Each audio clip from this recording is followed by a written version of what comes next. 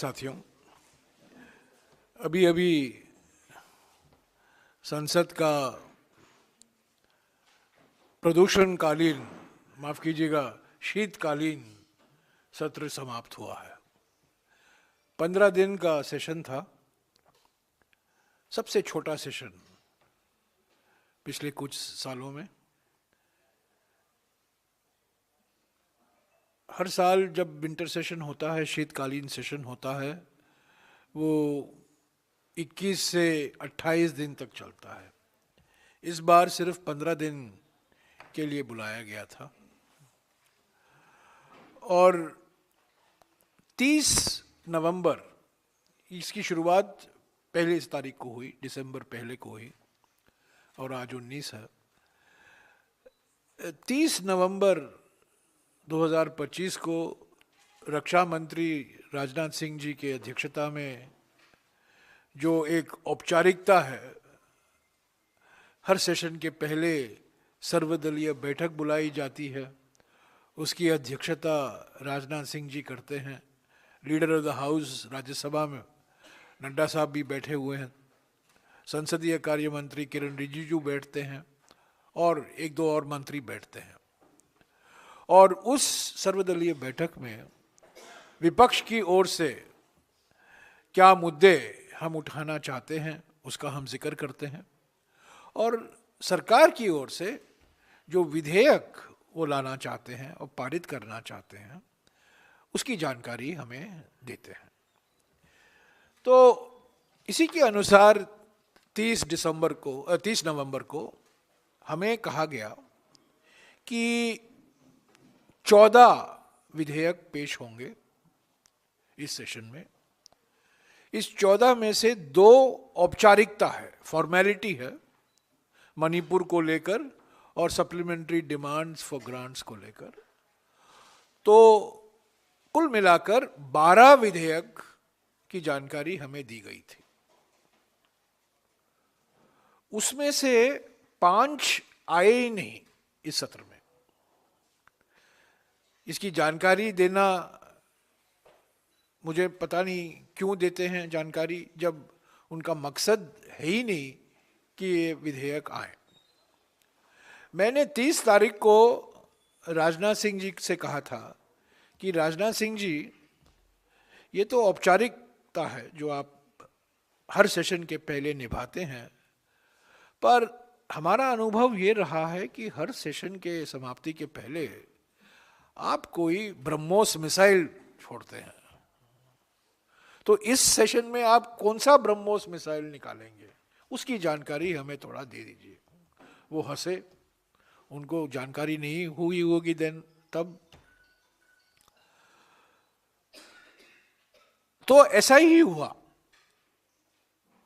जैसा कि मैंने संकेत दिया था राजनाथ सिंह जी को, ऐसा ही हुआ। और एक विधेयक जो पारित हुआ दोनों सदनों में बड़े हंगामा के बीच में, वो आखिरी 2 दिन में लोकसभा और राज्यसभा में पेश किया गया। 2 ऐसे विधेयक हैं जिसकी मांग विपक्ष ने की थी कि इसको कमिटी में भेजा जाए, और हमारी छोटी सी उपलब्धि है कि ये 2 बिल, एक सिक्योरिटीज बिल और दूसरा जो हायर एजुकेशन कमीशन बिल है, उस समिति को भेजे गए हैं। इस सेशन की शुरुआत हुई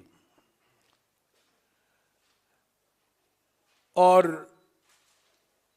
सरकार की ओर से जो वक्ता बोले, ये सेशन की शुरुआत गुरुदेव रविंद्रनाथ टैगोर के उपमान से शुरुआत हुई। सारा वंदे मातरम जो डिबेट था, जो बहस थी, जवाहरलाल नेहरू को बदनाम करना, इतिहास को तोड़ मरोड़ कर संसद में पेश करना सरकार की ओर से, और कुल मिलाकर यही निकला कि रविंद्रनाथ टैगोर का अपमान हुआ,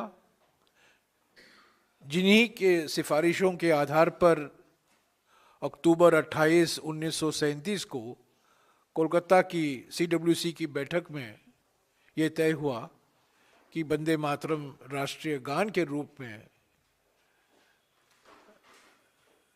स्वीकार किया जाएगा, राष्ट्रीय गान होगा और उसके जो पहले पंक्तियां हैं वो राष्ट्रीय गान बनेंगे।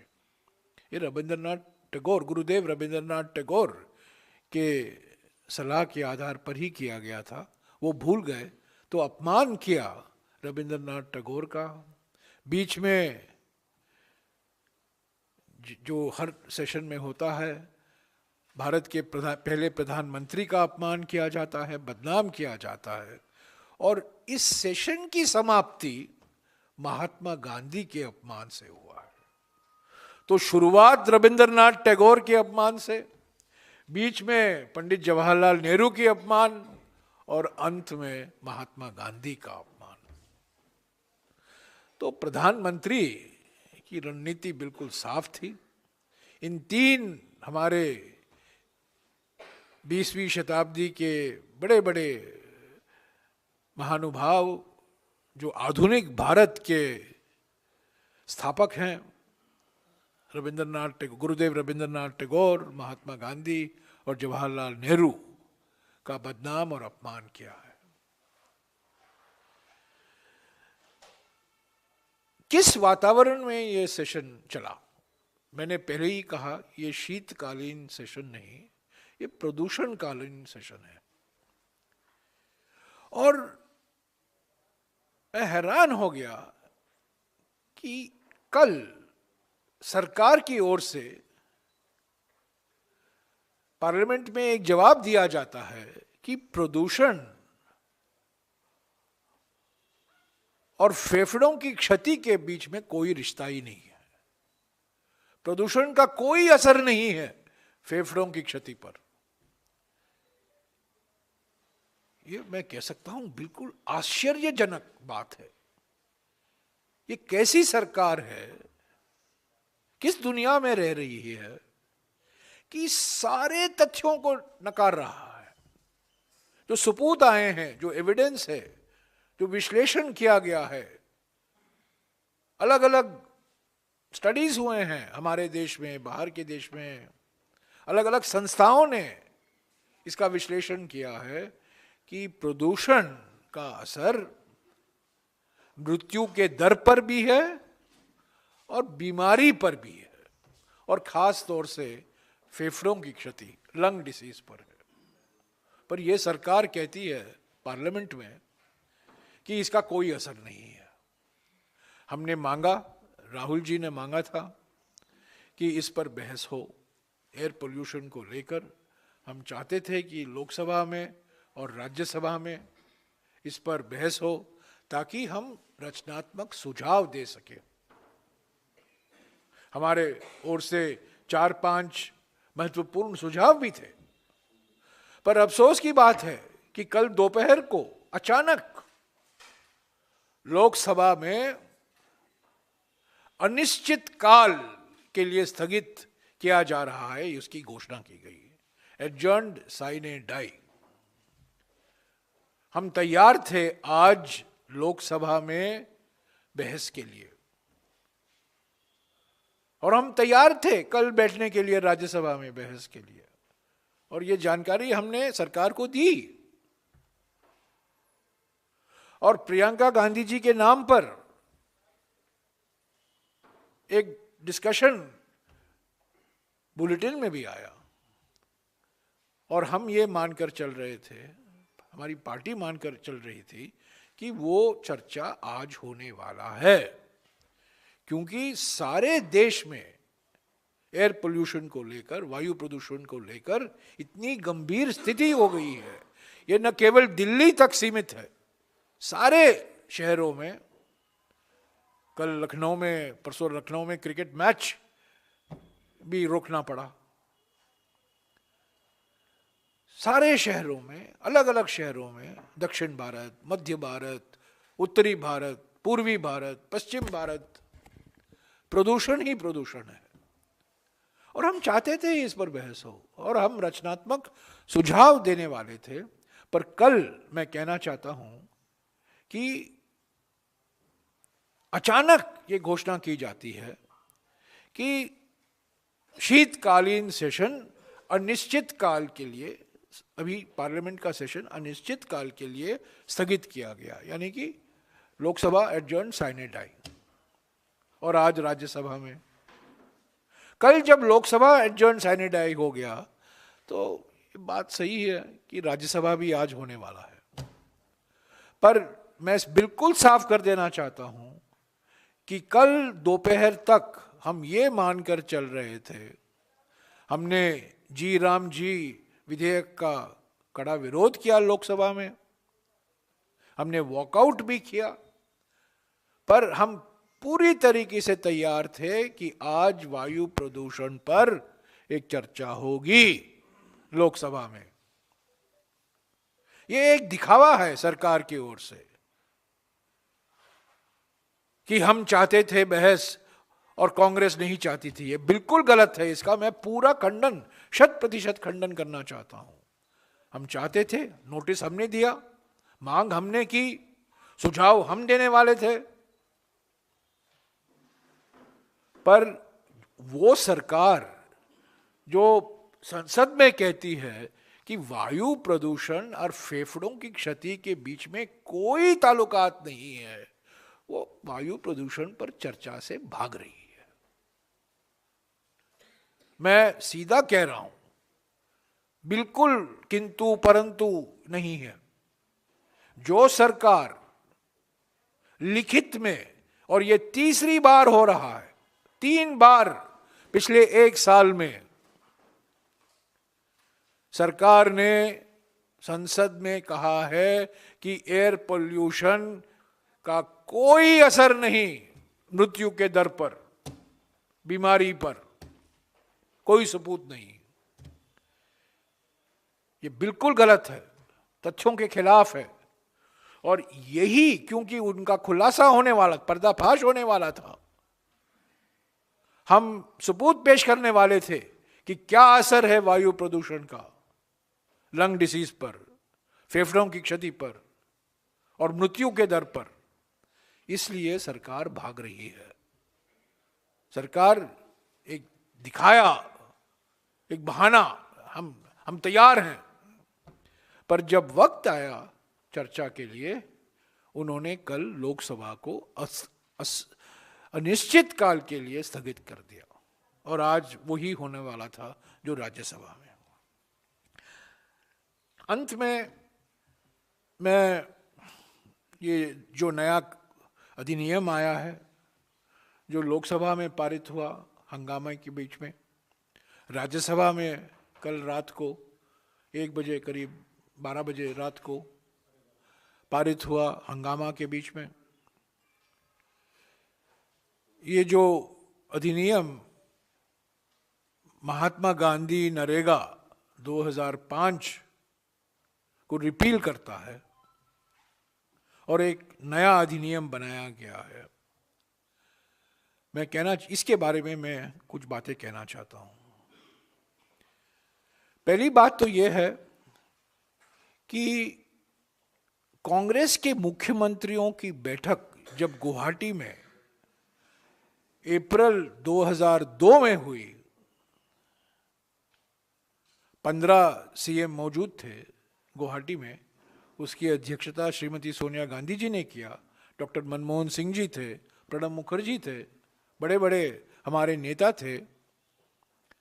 और उस गुवाहाटी के बैठक में अप्रैल 2002, उस गुवाहाटी के बैठक में पहली बार हमारे प्रस्ताव में ये लिखा गया, गुवाहाटी रेजोल्यूशन में, कि सरकार को, केंद्र सरकार को रूरल एम्प्लॉयमेंट गारंटी एक्ट लाना चाहिए।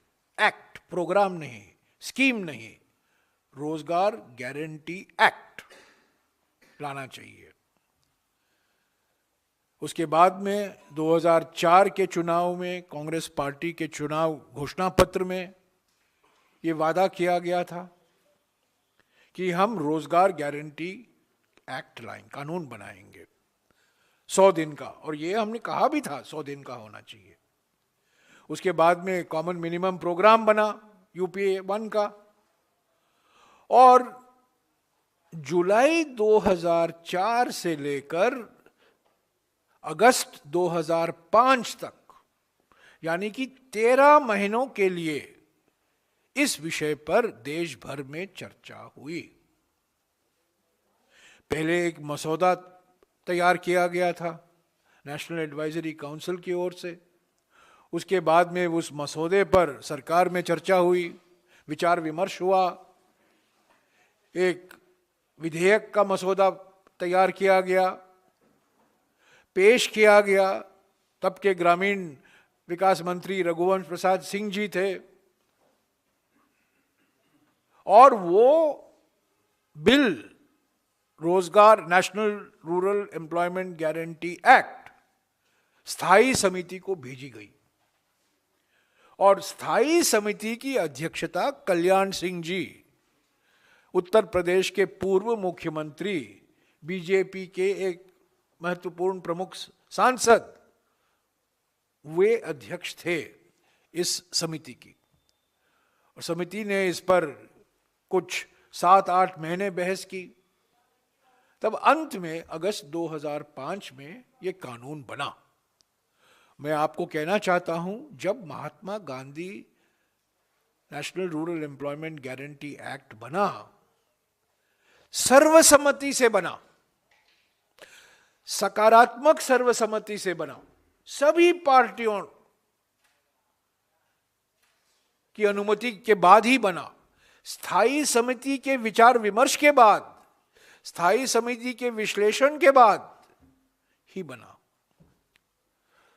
तो जरा तुलना कीजिए, जिस तरीके से विकसित भारत जी राम जी विधेयक लाया गया था, 2 दिन पहले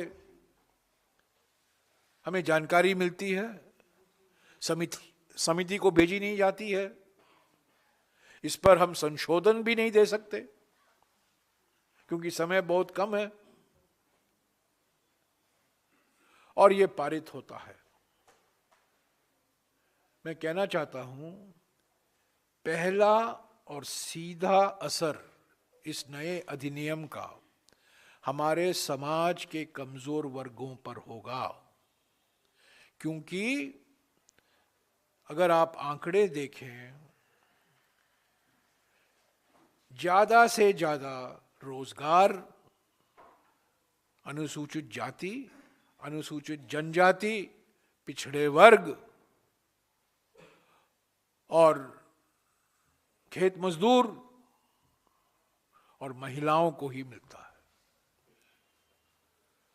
तो सीधा असर इसका, जैसे 3 काले कृषि कानून थे जिसका असर सीधे किसानों पर पड़ा, इस अधिनियम, इस कानून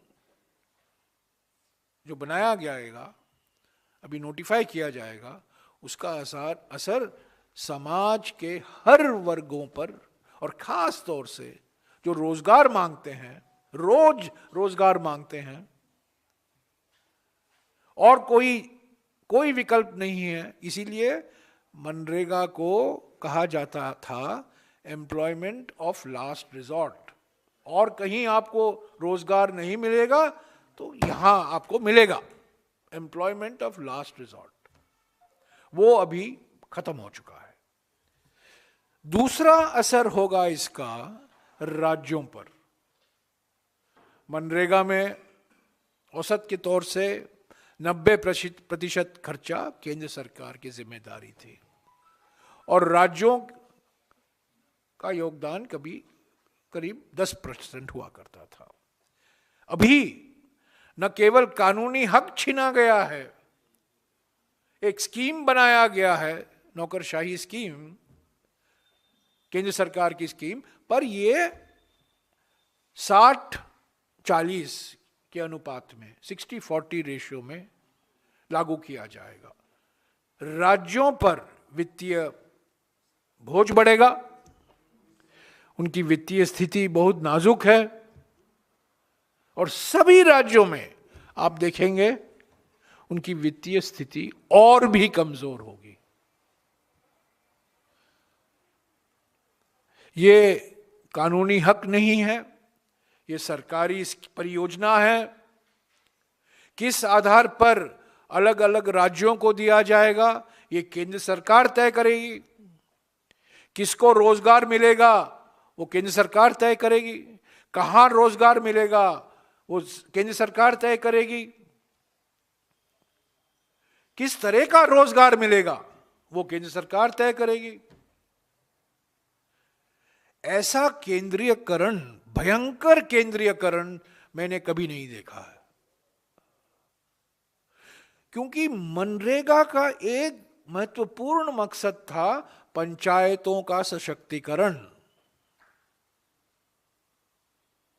पंचायतों को पैसा जाता था, जो परियोजनाएं थी वो पंचायत तय करती थी, आइडेंटिफाई ग्राम पंचायत के द्वारा किया जाता था। अभी केंद्र सरकार तय करेगी कहां रोजगार, कब रोजगार, किसको रोजगार। तो ये बिल्कुल, ये सिर्फ नाम बदलाव नहीं है। महात्मा गांधी का नाम तो हटाया ही दिया है, वो बात है, वो हकीकत है।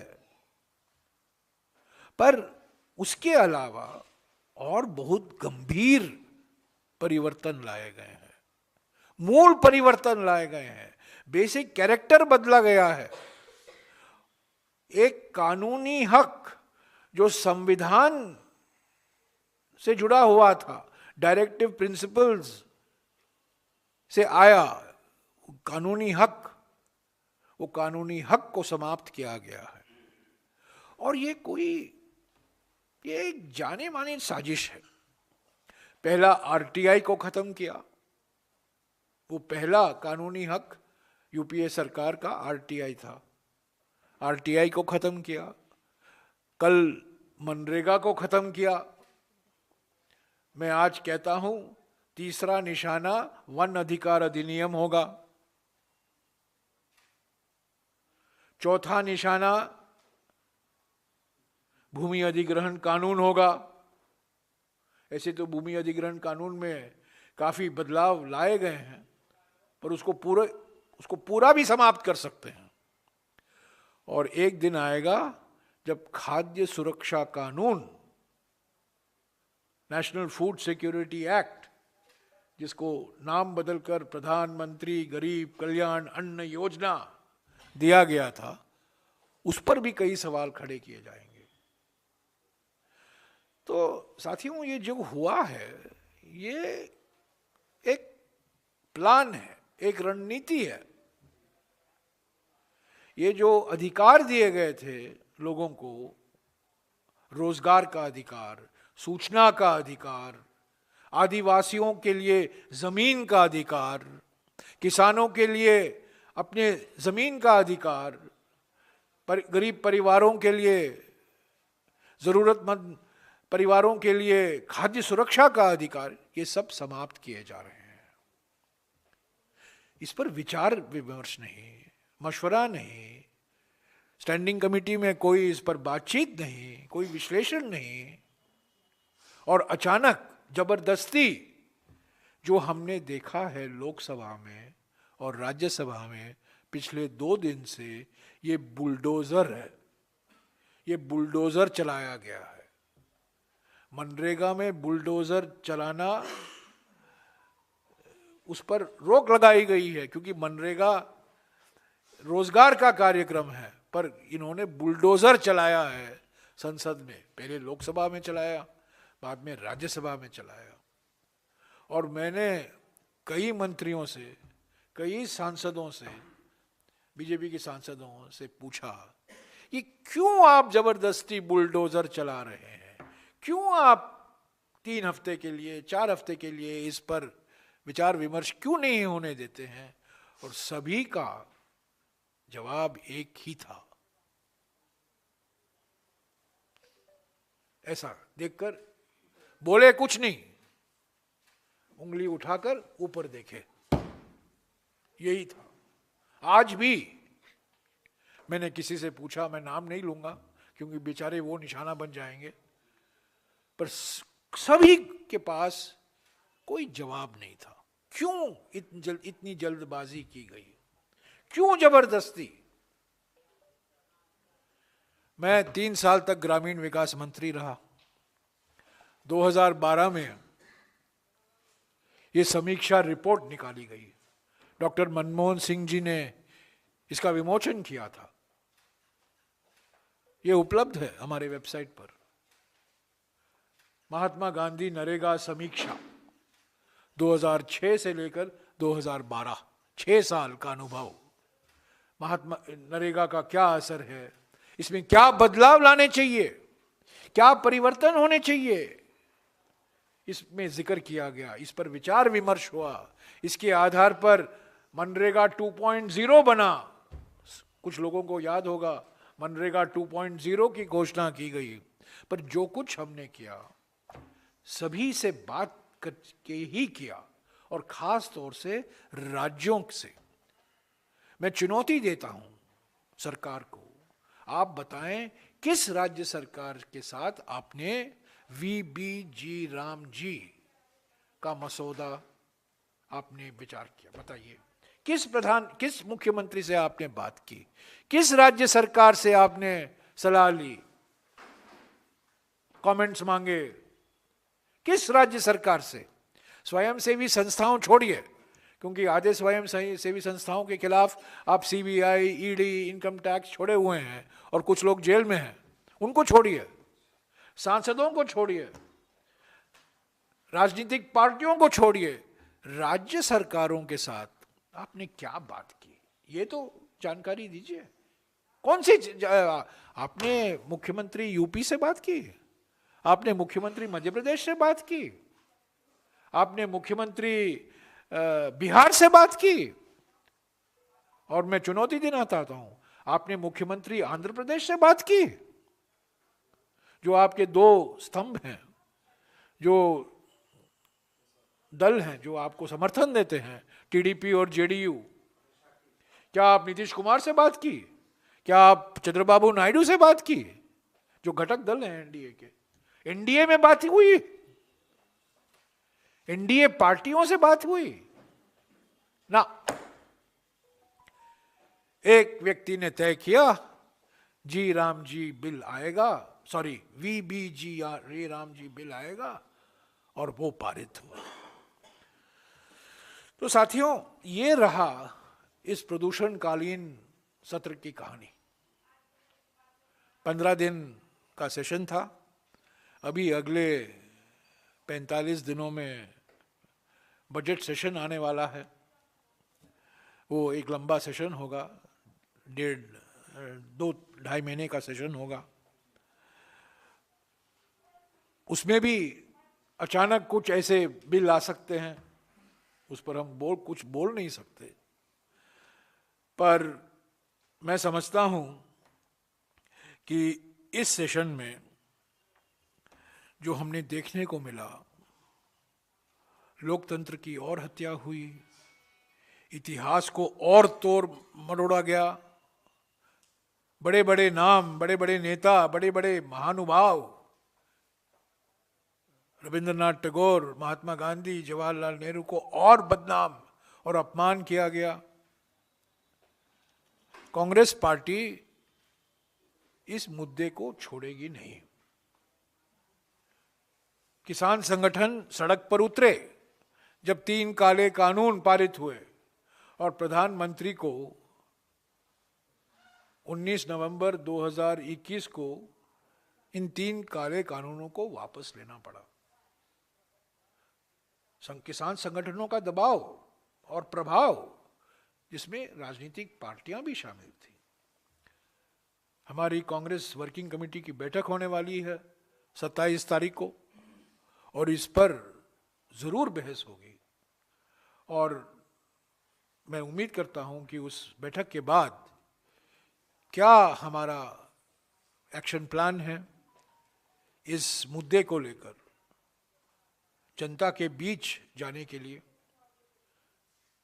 ये संदेशा पहुंचाने के लिए कि कानूनी हक छीना गया है। ये मजदूर विरोधी सरकार है, मजदूर विरोधी प्रधानमंत्री हैं, बड़े बड़े नेताओं का अपमान हुआ है, पार्लियामेंट का अपमान हुआ है, संस्थाओं का नज़रअंदाज किया गया है। ये सब किस तरीके से राष्ट्रीय स्तर पर, राज्यों में, ज़िलों में, अलग अलग पंचायतों में कांग्रेस पार्टी क्या अभियान चलाएगी, उस पर विचार विमर्श होगा। और 27 तारीख को मैं समझता हूँ हम एक उस जो हमारा अभियान होगा उसको हम कुछ अंतिम रूप देकर जनता के सामने रखेंगे। पर हम पीछे हटने वाले नहीं हैं। ये हमारे लिए एक बहुत महत्वपूर्ण मुद्दा है, न केवल इसके कारण कि हम जिम्मेदार थे मनरेगा बनाने में, इसका कारण ये नहीं है क्योंकि हमारे वक्त मनरेगा बना और हमारे ही सरकार के समय मनरेगा लागू हुआ, वो कारण नहीं है। कारण ये है कि मजदूरी के खिलाफ ये नया अधिनियम लाया गया है। ये वंचित वर्गों के खिलाफ है, कमजोर वर्गों के खिलाफ है, महिलाओं के खिलाफ है, खेत मजदूरों के खिलाफ है।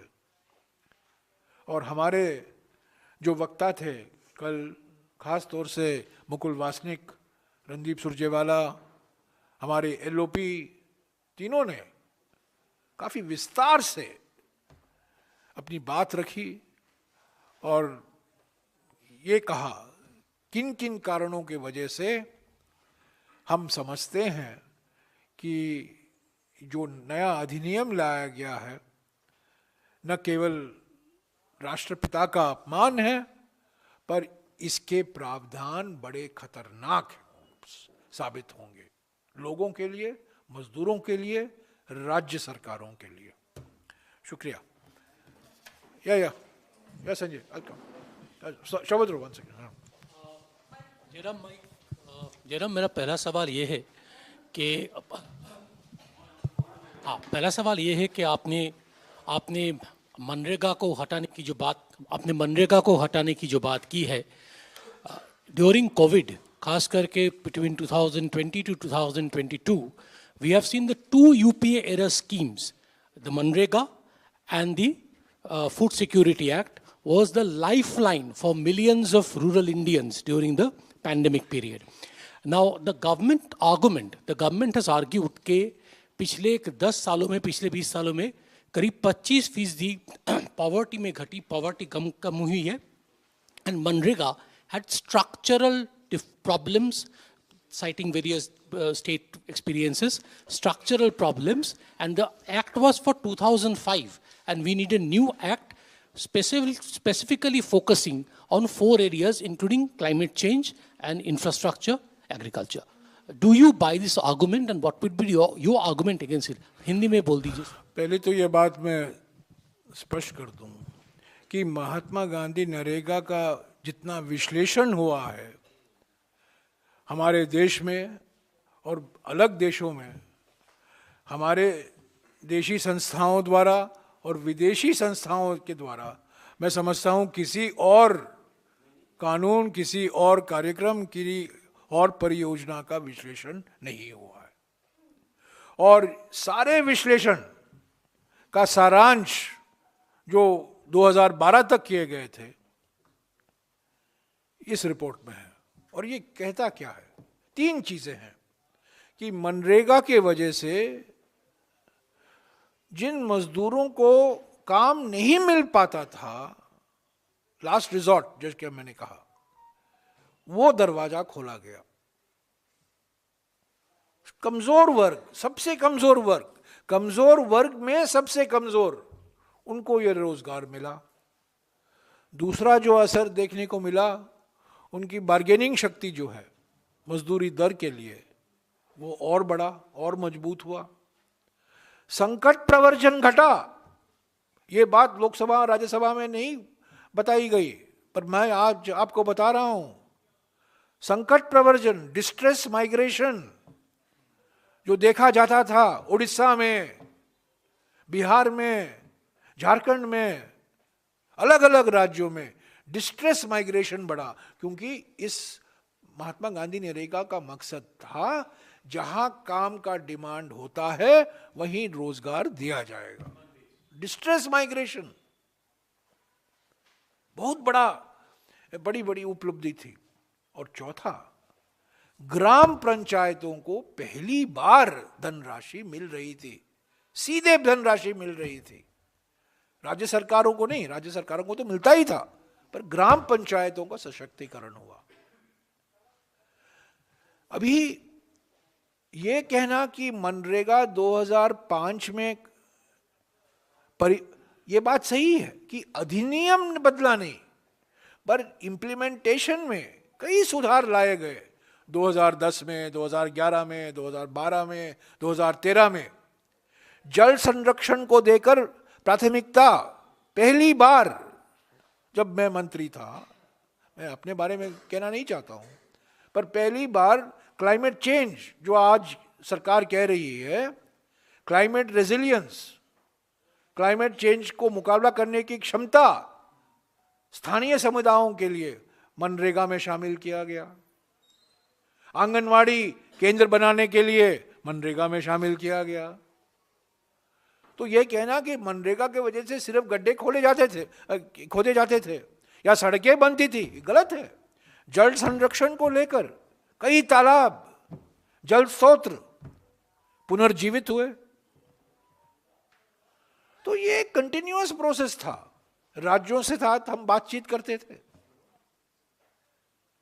कितनी बार मैं खुद बिहार गया हूं, बिहार के मुख्यमंत्री से बात की है कि इसको और हम बेहतर कैसे बनाएं, बिहार के लिए, उड़ीसा के लिए, झारखंड के लिए, जो खास तौर से गरीबी जहां ज्यादा है। तो ये देखिए, ये अगर आप ये अधिनियम पढ़ेंगे, विस्तार से पढ़ेंगे, ये एक चीज बिल्कुल साफ है कि केंद्र सरकार की भूमिका, सब केंद्र सरकार, गति शक्ति केंद्र सरकार तय करेगी। किस मापदंड, किस मानक के आधार पर आप किन राज्यों को धनराशि दोगे, आवंटन कैसा होगा, कौन तय करेगा? पुराने जमाने में फॉर्मूला हुआ था। पुराने जमाने में 2014 के पहले गाडगिल फॉर्मूला हुआ करता था। बाद में वो गाडगिल फॉर्मूला गाडगिल मुखर्जी फॉर्मूला बना, प्रणब मुखर्जी के नाम पर। एक फॉर्मूला था ना, पारदर्शिता थी, सब लोग जानते थे। पर अब सरकार तय करेगी। कांग्रेस की सरकार है, पैसा नहीं देंगे। आज हम देख रहे हैं पश्चिम बंगाल में, क्योंकि बीजेपी की सरकार नहीं है, मनरेगा रोक दिया गया था पिछले 3 साल से। तो मनमानी, अपनी मर्जी, क्या फॉर्मूला है आप बताते क्यों नहीं है? मंत्री ने उसका तो जवाब नहीं दिया। मानक क्या होंगे? एलोकेशन होगा, एलोकेशन होगा। अच्छा, एक बात इस पर ज्यादा टिप्पणी नहीं हुई है। सभी लोगों ने सिर्फ राज्यों के स्तर पर एलोकेशन की बात की है, पर यहां तो लिखा हुआ है पंचायत के स्तर भी हो आप तय करोगे। और यही तो दिग्विजय सिंह जी कल बता रहे थे राज्यसभा में कि न केवल आप राज्यों को तय करोगे कितना पैसा मिलेगा, पर आप यहां बैठकर तय करोगे हमारे देश के जो 2.5 लाख ग्राम पंचायत हैं, किस पंचायत को कितना पैसा मिलेगा और वो कैसे इस्तेमाल कर सकते हैं। ये भयंकर केंद्रीकरण है।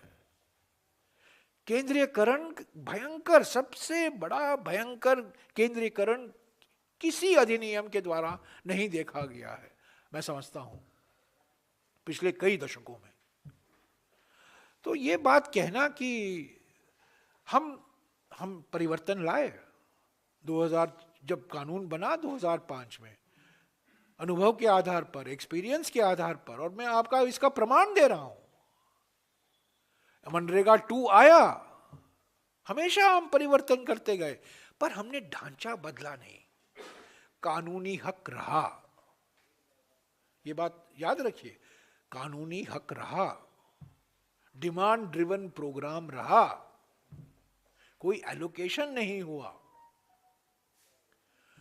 आप देख रहे हैं कि पिछले 4 साल से कोशिश की जा रही है कि हम डिमांड को कैसे घटाएं। बायोमेट्रिक, आधार, फेशियल रिकॉग्निशन, ये आधुनिक टेक्नोलॉजी का इस्तेमाल करना जरूरी है। हमारे समय में भी जब कोई तालाब रिस्टोर किया जाता था, उसकी फोटो अपलोड करने की जरूरत पड़ती थी। जब कोई सड़क बनता था, उस फोटो अपलोड करना अनिवार्य था। पर आज जिस तरीके से टेक्नोलॉजी का इस्तेमाल किया जा रहा है, वो डिमांड घटाने के लिए नहीं। तो ये एक तरह से इन्होंने, पहली बात तो ये थी कि 13 तारीख दिसंबर को कहा गया, आपको याद दिला दूं, कई लोगों ने मुझे कहा, क्या सर इस सेशन में मनरेगा का नाम बदला जा रहा है, पूज्य बापू का नाम लिया जा रहा है? आपको याद होगा, पूज्य बापू का नाम लिया जा रहा है। तो मैंने कहा, नाम पूज्य बापू रहेगा तो क्या आपत्ति हो सकती है, पूज्य बापू ही है। पर ये तो सिर्फ नाम बदलाव नहीं है, ये तो ढांचा है, पूरा ढांचा, पूरा स्ट्रक्चर। और महात्मा गांधी नरेगा को रिपील किया गया है, यानी कि इसको हटाया गया है। ये संशोधन नहीं है, ये एलिमिनेशन है, ये अमेंडमेंट नहीं है। हाँ जी। सर, एक और बात किरण रिजिजू जो है, उन्होंने ये बात कही कि विपक्ष को धन्यवाद करना चाहिए कि आप इलेक्टोरल रिफॉर्म्स, चुनाव सुधार या यूं कहीं एसआईआर पे बात करना चाह रहे थे और मौका मिला आप लोगों को। लेकिन अब जबकि सारे सवाल जो हैं विपक्ष के थे, उनका जवाब सदन के अंदर ही दे दिया गया है। अब कोई शक शुबा नहीं रहना चाहिए चुनाव प्रक्रिया और एसआईआर को लेके, चुनाव प्रक्रिया को लेके, और विपक्ष को धन्यवाद करना चाहिए, उनकी डिमांड को हमने माना।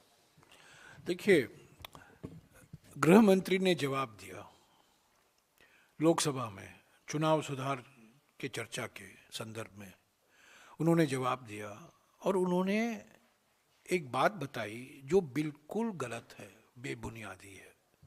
उन्होंने कहा कि चुनाव आयोग हमेशा कांग्रेस पार्टी से और अन्य पार्टी से सुझाव मांग रहा है चुनाव सुधार के लिए, और पार्टियां ने सुझाव नहीं दिए हैं। यही तो कहा गृह मंत्री ने। इसका मैं पूरा खंडन करना चाहता हूं।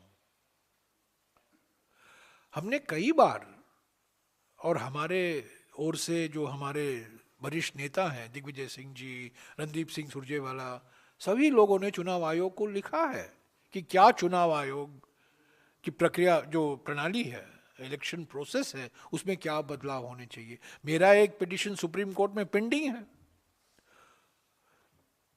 जून 2023 से लेकर, ये बात सुननी चाहिए आप लोगों को, जून 2023 से लेकर दिसंबर 2023 तक हम बार बार चुनाव आयोग से समय मांगते रहे वीवीपैट के मुद्दे पर। इंडिया गठबंधन की बैठक हुई 18 दिसंबर को, एक प्रस्ताव पारित किया गया, उस प्रस्ताव की कॉपी चुनाव आयोग को पहुंचाया गया और उस प्रस्ताव के पक्ष में एक नेता का हस्ताक्षर भी था। हालांकि 1 महीने बाद उन्होंने पलटी मारी, पर जून 2023 से लेकर दिसंबर 2023 तक बिहार के मुख्यमंत्री सारे सुझाव हम दे रहे थे, उनका समर्थन था। हमें चुनाव आयोग से कोई अपॉइंटमेंट नहीं मिला। और मैंने एक दिन कह दिया, आपको याद नहीं होगा, कि हम अपॉइंटमेंट मांगते हैं, चुनाव आयोग डिसअपॉइंटमेंट करता है। हमें कोई अपॉइंटमेंट नहीं मिला वीवीपैट के मुद्दे पर। हमने कई सिफारिशें दी हैं और मैं कहना चाहता हूं कि उनकी कल और परसों लीडर ऑफ द हाउस ने इसको दोहराया, तो हमने चुनौती स्वीकारी है और कांग्रेस पार्टी एक दस्तावेज तैयार कर रही है चुनाव सुधार को लेकर, और हम चुनाव आयोग को पेश करेंगे अगले 2-3 हफ्तों में। क्योंकि लीडर ऑफ द हाउस ने कह दिया उठकर कि आप करते नहीं हो, आप पेश नहीं करते हो, तो हमने चुनौती स्वीकारा है। और जो सारी हमने सिफारिशें दी हैं, एक जगह में हम सारे सिफारिशों को इकट्ठा करेंगे। और राहुल जी ने तो 4 मांगे रखी थी अपने भाषण में, उसके अलावा और भी हैं। चुनाव प्रक्रिया को और कैसे पारदर्शी बनाया जाए और मजबूत बनाया जाए, और हम जल्दी ही चुनाव आयोग को इसको पेश करेंगे। तब देखना है कि क्या हो, हमें समय देगी कि नहीं। पर मैं कहना चाहता हूं, सुपूत है मेरे पास, मैं खुद मुख्य चुनाव आयोग को 3 बार लिखा हूं, जून 2023 से लेकर दिसंबर 2023 तक, कि हम इंडिया गठबंधन की ओर से सारे नेता आपसे मिलना चाहते हैं वीवीपैट के इशू को लेकर। क्या ये चुनाव सुधार का इशू नहीं था? ईवीएम का चुनाव सुधार का इशू नहीं था? हमें मिले ही नहीं, समय मिला ही नहीं। पर जो चुनौती हमें दी गई है हमने स्वीकारा है, और जल्दी ही कांग्रेस पार्टी की ओर से चुनाव सुधार को लेकर हमें दस्तावेज तैयार करेंगे और चुनाव आयोग को देंगे, लीडर ऑफ द हाउस को देंगे, गृह मंत्री को देंगे, ताकि वो उस पर आगे कदम उठाएं।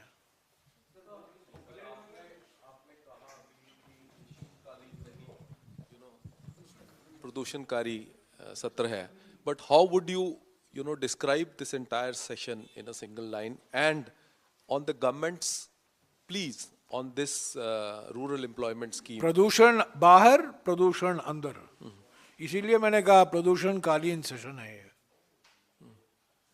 प्रदूषण बाहर और प्रदूषण भी अंदर, क्योंकि जिस तरीके से वंदे मातरम डिबेट में इतिहास को तोड़ मरोड़ा करके पेश किया गया, जिस तरीके से बुलडोजर चलाया गया परमाणु ऊर्जा बिल को लेकर और मनरेगा को खत्म करने के बिल को लेकर, दोनों बिल, हालांकि उस पर बहस हुई, न्यूक्लियर बिल पर भी बहस हुई, और सरकार ने कह दिया, ये जो आपने मुझे सवाल पूछा था, पहले दिन ही सरकार ने कह दिया अचानक कि हम वंदे मातरम पर बहस चाहते हैं। तो हमने कहा अगर आप वंदे मातरम पर बहस चाहते हैं तो हमें चुनाव सुधार पर आप चर्चा कीजिए। तब उन्होंने कहा पहले वंदे मातरम, पहले बाद में चुनाव सुधार। हमने बोला ठीक है, अगर आप मान रहे हैं ठीक है। बाद में कह रहे हैं कि आप एसआईआर पर बात नहीं कर सकते, चुनाव आयोग पर बात नहीं कर सकते। उन्होंने सीमा लगाने की कोशिश की कि किन विषयों हम उठा सकते हैं चुनाव सुधार के संदर्भ में। तो ये उनकी मजबूरी थी, उनकी प्राथमिकता थी, पहली प्राथमिकता थी कि वंदे मातरम पर बहस हो। और प्रधानमंत्री G2 के मन में था कि ये मनरेगा निकलेगा, पर वो निकलेगा आखिरी 2 दिन में। देखा, इनकी रणनीति ये है कि जो बम विस्फोट होता है, जो ये अपने बम फोड़ते हैं, वो सेशन के आखिरी 2-3 दिन में फोड़ते हैं, किसी को पता नहीं चलता, उनके सांसदों को भी पता नहीं, उनके मंत्रियों को भी पता नहीं, स्पीकर को पता नहीं, चेयरमैन साहब को पता नहीं, अचानक ये बिल आ जाता है। ये पिछले सेशन में भी यही हुआ था, आपको याद है, और इस सेशन में भी होगा। बजट सेशन में तो बजट पर चर्चा होगी, पर हो सकता है बजट में भी कुछ बजट सेशन के 2 दिन पहले एक नया कानून लाए, वन अधिकार अधिनियम को बदले, खाद्य सुरक्षा कानून को बदले, कुछ भी हो सकता है। And what would you say about the government's argument on this rural employment scheme, that it required basic changes over the years and that it would eradicate corruption and involvement of states by changing the ratio, so that states get more involved? So what would you say on that? What? what was our demand? What was the demand made by the Congress party and other parties? In fact, many parties, YSRCP, BJP, so many parties, and the Congress party, that this bill be referred to a standing committee. Okay? It was not accepted in the Lok Sabha.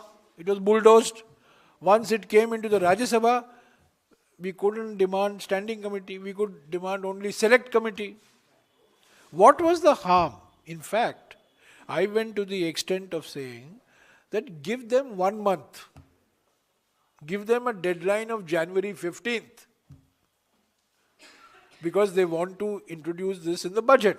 ठीक है, आप budget में लाना चाहते हैं ना, तो 15 तारीख की समय सीमा दीजिए समितियों को, और समिति को कहिए मुझे 1 महीने में आप रिपोर्ट पेश कीजिए, और उस पर आप जो वो कहेंगे उस पर आप विचार कीजिए, राज्यों से बातचीत। एक बैठक मुख्यमंत्रियों से नहीं हुई है कि ये सुधार हम लाना चाहते हैं, आपका विचार क्या है, आपकी राय क्या है। भाई अगर मैं मुख्यमंत्री हूं, जब 90-10 का फॉर्मूला उत्तर पूर्वी राज्यों को अलग रखिए, हिमाचल को अलग रखिए, उत्तराखंड को अलग रखिए, जम्मू और कश्मीर को अलग रखिए, अगर मैं मुख्यमंत्री हूं, जब 90-10 से 60-40 अनुपात बदल रहा है, ये तो चिंता का विषय है। तो किससे आपने बात की, ये बताइए, किससे बात की? हाँ, ये बात बहुत आसान है कहना, जैसा कि प्रधानमंत्री ने कहा फरवरी 2015 में कि मनरेगा कांग्रेस की विफलताओं का एक स्मारक है, पर वही विफलता का स्मारक कोविड के समय आपको संजीवनी निकला। 2 ही संजीवनी थे आपके कोविड के समय, खाद्य सुरक्षा कानून और महात्मा गांधी नरेगा, और उसकी आपने कहा ये हमारी विफलताओं का प्रतीक है। और खाद्य सुरक्षा कानून, मैं आपको याद दिलाता हूं, भूलना मत कि मुख्यमंत्री गुजरात ने इसका लिखित में विरोध किया था 2013 में, सितंबर 2013 में कानून पारित हुआ ना, अधिनियम पारित हुआ, बिल पारित हुआ लोकसभा और राज्यसभा में। उसके पहले गुजरात के मुख्यमंत्री ने खाद्य सुरक्षा कानून जो ड्राफ्ट था, बिल था, जो डिस्कशन पेपर था, उसके खिलाफ थे। हालांकि अगर आप देखें राष्ट्रीय सुरक्षा कानून में कौन से 4 या 5 प्रमुख राज्य हैं जिसको ज़्यादा फायदा पहुंचा है, उसमें गुजरात शामिल है। सर, जयराम सर, तो ये जो मनरेगा की जगह लेने वाला जी राम जी बिल आया है, वीबी जी राम जी बिल आया है, इस पर कल रात में मल्लिकार्जुन खड़गे ने सदन में कहा कि जैसे 3 कृषि कानून वापस किए थे सरकार ने, वैसे ही हम सड़क पर उतरने को तैयार हैं और गोली खाने को तैयार हैं। क्या रोड मैप होगा 27 तारीख को पार्टी का? क्योंकि 27 तारीख को उसी पर चर्चा होगी, उसी पर चर्चा होगी। क्योंकि हमने ये देखा कि पार्टी ज्यादा इंटरेस्ट नेशनल हेराल्ड केस में ले रही है। वेणुगोपाल चिट्ठी जारी करते हैं जीराम जी पर प्रोटेस्ट के लिए, प्रोटेस्ट नेशनल हेराल्ड पे होता है। देखिए, नेशनल हेराल्ड का जो जजमेंट था वो इस बिल के पहले आया, एक दिन बाद 16 तारीख को या ना नेशनल हेराल्ड का जजमेंट, उसके बाद ही ये बिल आया। तो वो पहले से ही प्रक्रिया शुरू की गई थी। पर 27 तारीख को जो खड़गे जी ने, हमारे अध्यक्ष जी ने, एलओपी ने कल रात को राज्यसभा में कहा कि हम तैयार हैं, मुकाबला करेंगे, सड़क पर उतरेंगे, संघर्ष करेंगे, इसको लेकर वो 27 तारीख को इस पर विस्तार से चर्चा होगी और एक एक्शन प्लान तैयार किया जाएगा। ठीक है, और इसी से जुड़ा हुआ एक चीज और है। हाँ, इसी से जुड़ी हुई एक बात और है। आपने बहुत तीखी आलोचना की कि शीतकालीन नहीं, प्रदूषणकालीन सत्र और टैगोर का अपमान, महात्मा गांधी का अपमान, नेहरू का अपमान। लेकिन हमने इंटरेस्टिंगली देखा कि जब सेशन शनिवार हुआ तो शिष्टाचार चाय में शिरकत आप लोगों ने की। दोनों सदनों के स्पीकर, चेयरमैन के शिष्टाचार चाय में आप गए, प्रियंका गांधी स्पीकर के शिष्टाचार में गई, चाय में गई जहां पीएम भी थे, जो कि पहले कुछ सेशन से नहीं हम देखने को मिल रहा था। तो इस बार ऐसा क्या हुआ कि अचानक से आप लोगों का हृदय परिवर्तन नहीं हुआ? नहीं, ऐसा नहीं है। आप ऐसा नहीं है, हम हमेशा जाते हैं, हमेशा जाया करते थे, पहले भी गए हैं स्पीकर के जो सेशन के अंत में बीच मीटिंग में होती कुछ सेशन में नहीं गए सर? 24 मानसून 24 से आप लोग नहीं जा एक रहे दो थे। बार इस हुआ बार ऐसा होगा, क्या हुआ कि एक दो बार हुआ होगा। मैं आपको बता दूं कि आज शिष्टाचार के अनुसार, जैसा कि आप कह रहे हैं, शिष्टाचार के अनुसार प्रधानमंत्री को मौजूद होना था चेयरमैन के बैठक में, पर वो प्रधानमंत्री मौजूद नहीं थे। नहीं नहीं, स्पीकर वाले में मौजूद थे, चेयरमैन के बैठक में भी मौजूद होते हैं।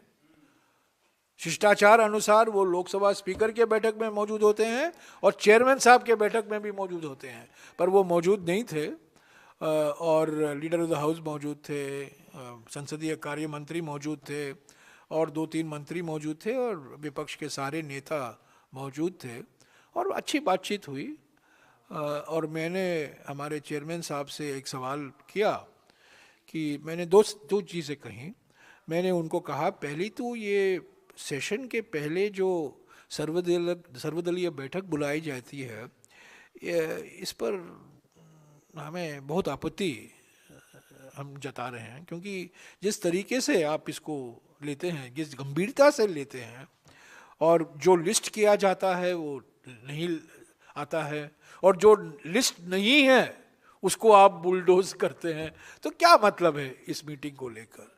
और दूसरा सवाल जो मैंने किया कि कल या परसों सोमवार को 5 महीने होने वाले हैं हमारे संसदीय इतिहास में, जो पहले कभी नहीं हुआ है, अत्यंत अभूतपूर्व कांड जो घटा ठीक 5 महीने पहले, जब उपराष्ट्रपति को जबरदस्ती इस्तीफा देना पड़ा।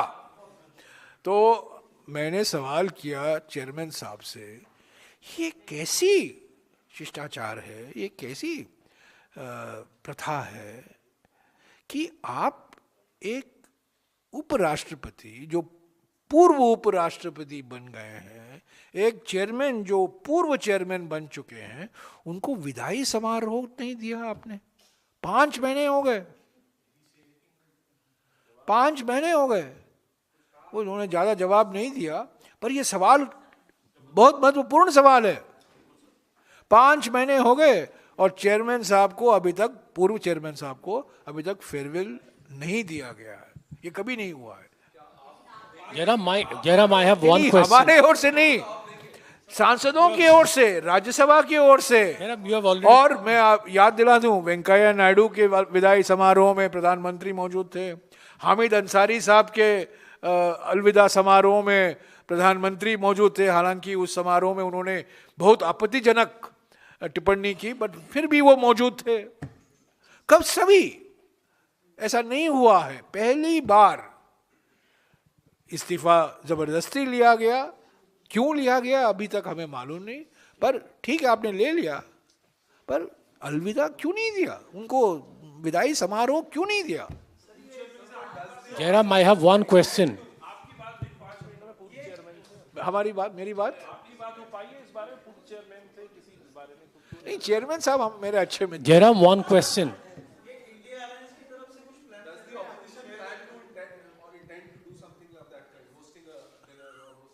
हमारे अच्छे दोस्त ही हमारे संपर्क में हैं, मैं उनके संपर्क में हूँ।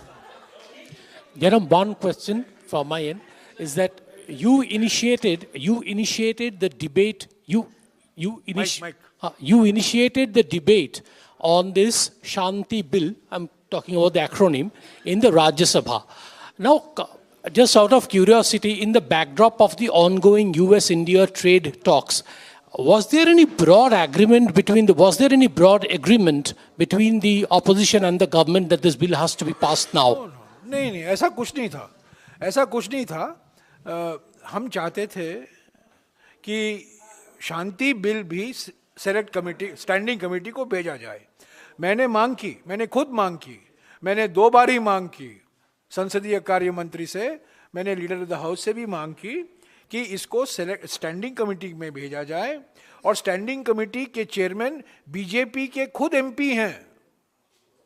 हालांकि वो एमपी हमारे पार्टी के चीफ विप भी रहे थे पहले, वो अभी एमपी हैं, उनके एमपी हैं। तो मैंने कहा आप जाइए, उनको दीजिए और 1 महीने का समय दीजिए एंड गिव द रिपोर्ट। सरकार मानी नहीं। Just like the Manrega bill, our demand was that these 2 bills in the BAC, we all demanded that Shanti bill and G Ramji bill should be referred to a standing committee. When Lok Sabha had passed both bills and the bills came to Rajya Sabha, we demanded it go to a select committee. They did not, they were under a compulsion to pass the Shanti bill at the very earliest. That compulsion came from some other sources, and clearly the Prime Minister's instructions were that G Ramji bill किसी हालत में इसी session में पारित होना है।